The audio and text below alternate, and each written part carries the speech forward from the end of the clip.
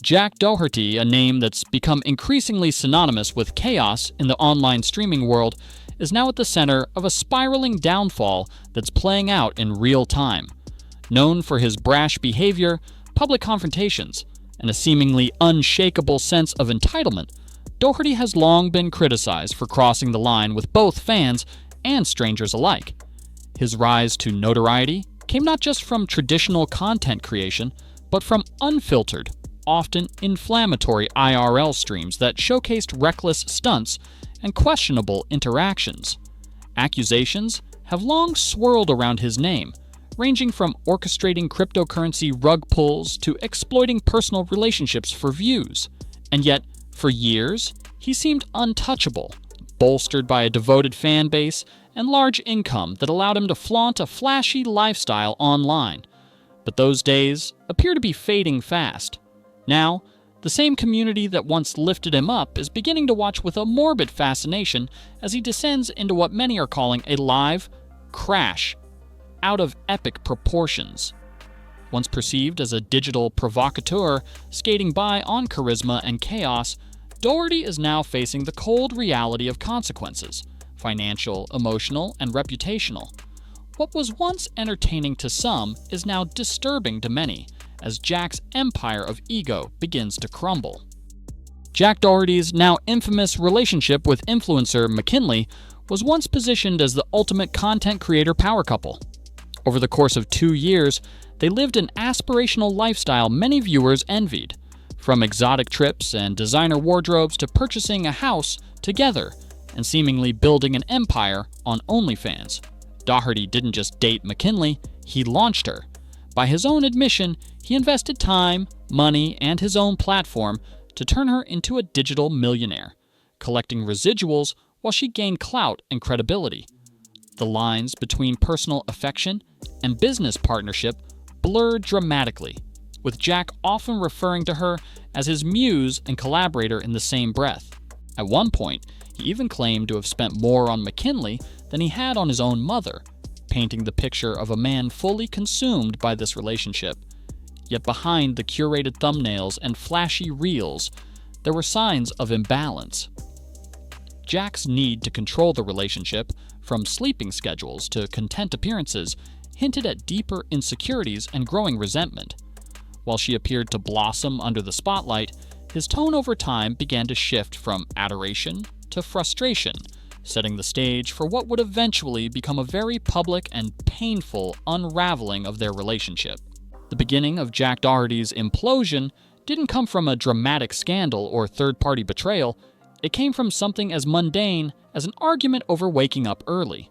On stream, Doherty revealed that a minor disagreement over McKinley sleeping in escalated into what he described as the biggest argument ever, further compounded by a comically symbolic moment where the fire alarm began beeping mid-rant, underscoring the irony of a lifestyle built on chaos now turning inward. His frustrations about their daily habits revealed more than just a clash in routine. It exposed a simmering discontentment and a perception that he was the only one still grinding, while those around him coasted.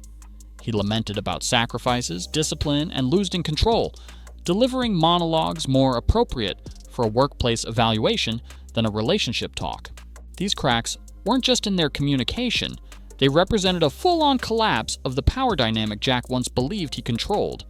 While McKinley remained off-camera, Jack's stream turned into a confessional booth, unintentionally showcasing the pressure and delusion he had been operating under. Viewers watched in real time as a man obsessed with structure found his own life disintegrating over something that, by all accounts, should have been a private, solvable issue, yet turned into a catalyst for complete emotional chaos. When news of the breakup surfaced, Jack's initial response was a mix of denial, spin, and emotional deflection. On stream, he oscillated between defending McKinley and hinting at betrayal, maintaining the illusion that it was all just a couple days apart and not a full-blown split. He spoke in circles, calling her the best girl ever one moment, only to suggest she was ungrateful and motivated by money the next. His voice cracked as he tried to assure viewers that love still existed, insisting that a minor fight couldn't undo 2 years of shared history. But it was clear to anyone watching that Jack wasn't just trying to convince his audience, he was trying to convince himself. The real-time meltdown revealed deeper truths about how much he had tied his identity, income, and emotional well-being to a relationship he no longer controlled. His live stream wasn't a statement, it was a plea. Yet, even as he cried and postured, accusing her of chasing materialism, he still clung to the hope that they'd reconcile. Viewers could sense the fear behind the facade. Jack, for all his bravado, was suddenly a man without a script, trying to cling to a story that had already ended. The public nature of the unraveling only amplified the embarrassment, and the narrative that he was the victim quickly gave way to a deeper recognition. He was spiraling, and fast.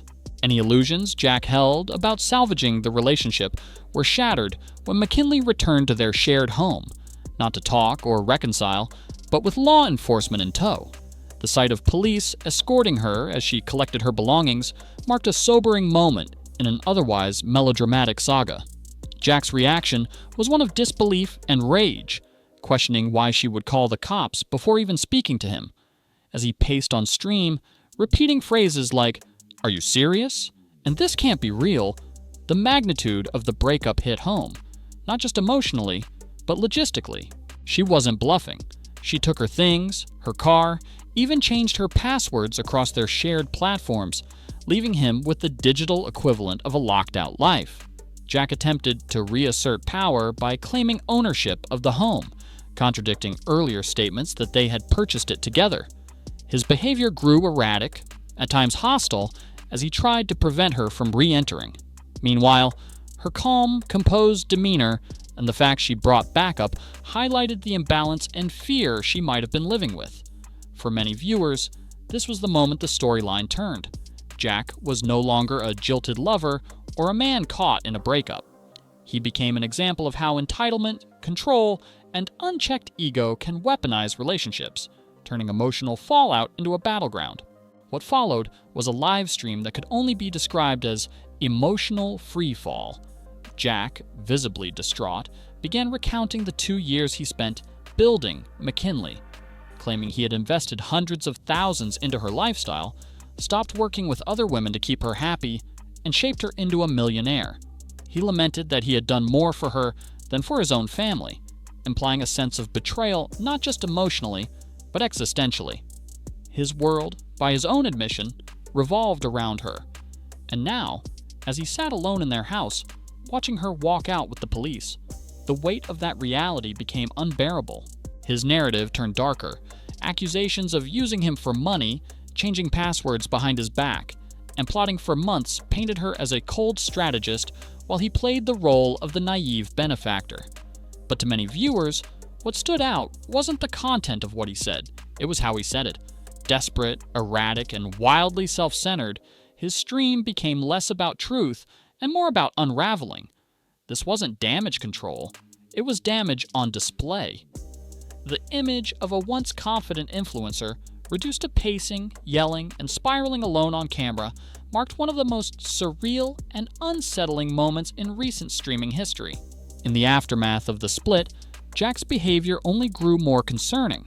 He alternated between mourning the relationship and aggressively declaring he was done with women altogether, vowing to crash out, get 1,000 bodies, and never trust again. These proclamations, delivered while rocking back and forth and ranting about loyalty, painted a troubling picture of a man teetering on the edge. He blamed McKinley not only for leaving him, but for ruining his life, financially, emotionally, and socially. Despite claiming to be a millionaire, he admitted his income had plummeted from $1.5 million a month to barely a fraction of that. He accused her of taking everything, her car, luxury items, even the family dog's affection, while he was left with nothing but resentment. And yet, even in this rock-bottom state, Jack still seemed to cling to the belief that she owed him loyalty, permanence, and gratitude for the life he built for her. His toxic entitlement, fueled by ego and perhaps substance abuse, was on full display. The livestream, intended perhaps as a venting session, became a case study in what happens when emotional immaturity, fame, and financial loss collide. What started as a public breakup became something far darker, a descent into psychological instability, broadcast for the world to see. With McKinley gone, Jack's world didn't just feel empty, it was actively collapsing. His income streams, once bolstered by McKinley's OnlyFans success and their joint ventures, were now severely impacted. He admitted on stream that he was now relying on a minor app called Party, suggesting his days of high-tier sponsorships and massive residuals were long gone. The girls he once managed for content had disappeared, likely due to lack of contracts or proper business agreements, and Jack found himself without leverage or backup plans. As he lashed out about losing his whole roster, he seemed unaware that his desperation and arrogance were likely what drove them away in the first place. He blamed McKinley for destroying everything, but in truth, he had built his entire empire on unstable foundations. And when the core collapsed, there was nothing left to stand on. His followers, once loyal, were now either concerned or tuning in for the train wreck. The influencer who once flaunted luxury and clout was now reduced to venting into a webcam, mourning the collapse of a lifestyle he couldn't sustain without the very person he'd spent the last hour trashing. The fall wasn't just emotional, it was financial, professional, and deeply public. Jack Doherty's story may feel unique, but in reality, it's part of a broader pattern among influencers who blur the line between content and life. The rise of IRL streaming has exposed many creators to environments that constantly reward chaos, conflict, and unfiltered emotion, all while taking a heavy toll on mental health. For creators like Jack, who never developed emotional tools or boundaries, this world becomes a breeding ground for breakdowns. The parasocial nature of these relationships means that private conflicts become public content, and the lack of real-world accountability only fuels the descent. As Jack spiraled, viewers were not just watching a man break down, they were watching the toxic effects of internet fame catch up with someone in real time. His dependence on validation, money, and perceived control left him completely unprepared for real-world conflict. And when the structure collapsed, be it financial or romantic, there was no support system to catch him. Just a camera, a live stream, and the echo chamber of his own bad decisions. Jack's story serves as a grim warning for other creators walking the same path. When your brand becomes your life, losing one means losing both. At the end of it all, Jack Doherty's downfall isn't just about a breakup, it's a cautionary tale about ego, entitlement, and the illusion of control in the digital age. From flaunting wealth to mocking boundaries, from controlling relationships to monetizing them, Jack built his empire on a house of cards, and it finally collapsed. He believed money guaranteed loyalty, that providing luxury justified ownership, and that love could be sustained through financial leverage. He was wrong, and when McKinley walked away with the car, the bags, and the passwords, she wasn't just leaving Jack. She was leaving a system that used her as both product and partner.